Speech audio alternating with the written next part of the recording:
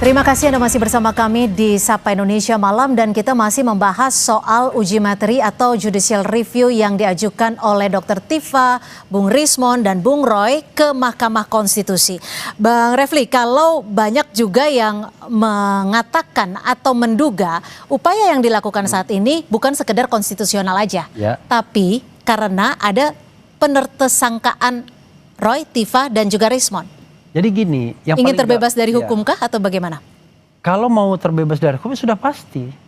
Kan begini, kami beranggapan bahwa penersangkaan itu tidak justified. Melanggar undang-undang, bahkan melanggar hak asasi manusia. Saya mengatakan kasus ini jangankan ditingkatkan menjadi penyidikan dan kemudian penersangkaan. Diproses saja tidak layak. Karena from the beginning kita mengatakan ini masih dalam ranah konstitusi, demokrasi, hak asasi manusia, kebebasan menyampaikan pendapat baik secara lisan dan tulisan yang dilindungi oleh konstitusi. Karena itu saya sebagai lawyernya tidak rela mereka ditersangkakan dengan pasal-pasal buatan seperti ini. Nah karena itu kita berusaha menggunakan segala cara, saluran untuk meminta perhatian. Tidak hanya penyidik tetapi seluruh rakyat Indonesia dan juga penguasa. Jangan lagi terulang yang seperti ini. Terlalu banyak korban-korban mereka ditersangkakan ketika mereka bicara untuk urusan publik. Seperti kata Rocky Gerung misalnya. Apa salahnya seorang warga negara bertanya kepada kepala negaranya. Kepala negara itu kan anak buahnya warga negara, rakyat. Bertanya, ijazah yang kau pakai itu asli atau tidak? Bahasanya begitu. Kan dia tidak lagi menjadi kepala negara. Tetapi jangan lupa, pertanyaan ini sudah diajukan 3-4 tahun yang lalu. Ini kan buntut dari ini semua kan. Nah karena itulah kita tidak rela orang dikriminalkan. Kami menganggap ini kriminalisasi, ditersangkakan. Jadi bukan soal gagah-gagahan. Kalau untuk pembuktian ijazah itu asli atau tidak, ada CLS citizen lawsuit di Solo sana. Apakah berani Pak Jokowi masuk ke arena sana untuk pembuktian ijazah? Karena sudah dalam proses pembuktian di sana. Kalau di sini tidak. Ini adalah kriminalisasi pemidanaan. Yang dicari adalah pasal-pasal tentang pencemaran nama baik, pasal fitnah, pasal ujaran kebencian, pasal ngedit dokumen dan lain sebagainya.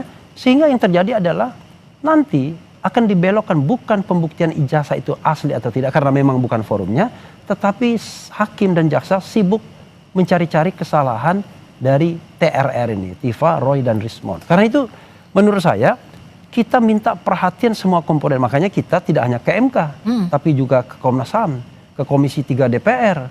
Karena kalau kita hanya mengandalkan polisi atau penyidik yang diduga masih sangat kuat kaitannya dengan kekuatan Solo, maka orang mengatakannya Parcok yang Solo dan lain sebagainya, maka akan berat bagi kita kemudian untuk melihat adanya fairness, adanya equal treatment dalam proses penegakan hukum kasus ini. Udah ada jawaban dari Komisi 3? Ada respon tidak? Ada respon dari ketuanya, masih mengatakan akan berkoordinasi dengan pimpinan lainnya, tapi saya WA lagi, Habibur Rahman belum menjawab lagi. Jadi melalui televisi ini kami minta DPR juga mengambil peran, perhatian terhadap kasus seperti ini. Jangan dibiarkan ada kasus-kasus yang punya dugaan pelanggaran HAM, ya, ada abuse of power, tetapi kemudian dibiarkan begitu saja sebagaimana KM 50 dulu.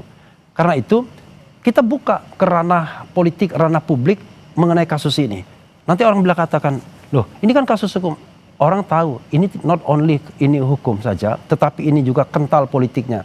Kental ada equal treatmentnya, kental ada pengaruh geng Solo terhadap kekuasaan penyelidikan dan penyidikan. Kalau tidak mungkin di Barreskrim Mabes Polri sebelumnya mengenai laporan mengenai penggunaan ijazah palsu atau dokumen palsu itu dihentikan begitu saja. Padahal banyak sekali bukti atau alat bukti yang bisa diajukan sebagai sebagai fondasi agar kasus ini betul-betul diperiksa apakah ijazah itu palsu atau asli.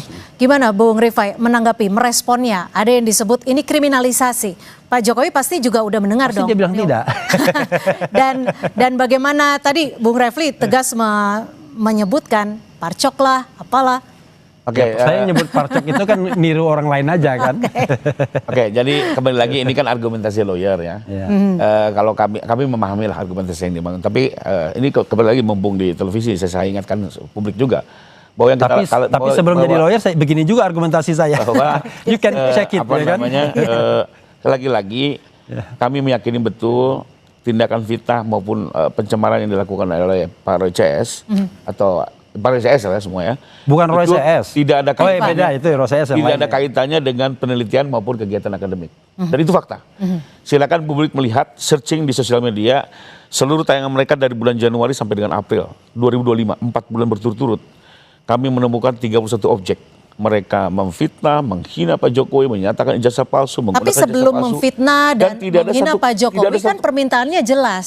Pembuktian bahwa ijazah ini asli atau palsu saat bukan. itu. Tidak, balik lagi. Yang kita laporkan adalah tidak ada satu kalimat pun mereka mengklaim diri sebagai peneliti ataupun melakukan kegiatan akademis. Itu clear. Keliru. Ya. Nah, itu Coba fakta. Anda lihat Nah, itu fakta. interview Dr. Tifa pada tanggal 15 April. Dia mengatakan peneliti. Ya, Coba lihat. itu clear. Tanggal berapa? Itu clear. Tanggal 15 April, Dr. Tifa Ya, nanti ketika kita saling diinterview- buktikan aja, karena Ketika kami- di interview kami sebagai peneliti katanya. Baru setelah Itu ketika dia mengunjungi UGM. baru setelah kami laporkan di statement 30 April, nah, beberapa minggu kemudian mereka langsung membangun alibi seolah-olah peneliti. No. Tapi kan Seolah-olah Jokowi sedang White Paper melakukan itu penelitian. juga memang setelah di status Jauh, tersangka. tapi bulan Agustus, Mbak. Itu baru bulan Agustus. Jadi Anda kembali bisa lagi. enggak bikin buku itu Ini alibi-alibi. sebulan 2 bulan. Apalagi Jokowi White Paper itu dikatakan Dr. Ridho Rahmadi mengatakan bahwa apa yang ditampilkan Dr. Tifa itu setara dengan S3. Bayangkan. Oke. Saya lanjutin.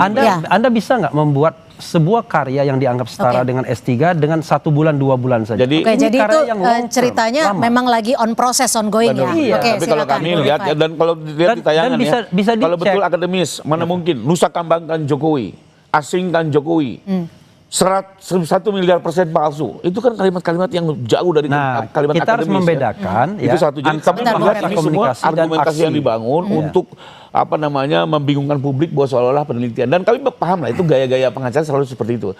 Cuma saya sendiri yakin baik polisi, jaksa, hakim tidak akan Bukan terkecoh. pengacara saat itu, bukan Bung pengacara Roy, Don saat itu. Tifa, dan Rismon. Enggak, dia akan tetap melihat semua lawyer akan membangun alibi. Ini yang membangun alibi pertama kali lawyernya loh. Menyatakan di Lawyer media, yang ya. mana?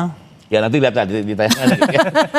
Abang belum masuk waktu itu. Nah dari situ masuk. Bung Refli belum join ya? Dan saya tanggapi. Ini alibi murahan yang udah sering terjadi kok yang seperti ini. Tapi saya yakin juga hakim tidak akan terkecoh. Karena yang kami laporkan adalah 31 objek. Silakan dilihat di Oke. 31 objek. Yang paling Satu, yang yang paling krusial Kedua 3. Mbak, buku baru muncul bulan Agustus. Ini kan hanya Tapi tadi rentetan. udah dijawab, karena jadi kan butuh proses kembali untuk lagi membuat ini buku. hanya alibi yang dibangun. Nah terus Anda bisa apakah bikin polisi setara berpihak, disertasi hanya Maaf, waktu ini 3 gampang bulan. aja saya satu fakta ya. Kami sebagai kuasa hukum tidak pernah meminta-minta untuk penahanan, tapi kalau relawan berkali-kali meminta untuk penahanan. Nyatanya ditahan nggak? Tidak kan? Artinya polisi tidak bisa diatur. Bukan nggak bisa diatur. Polisi itu Karena dikontrol kasusnya oleh Solo lemah menurut saya soalnya. terlalu berlebihan. Nah, soal kasus lemah tidak lemah, biarkan nanti di persidangan. Apalagi di pasal 312 maupun di pasal 434 KUHP baru, lebih kurang gini Mbak.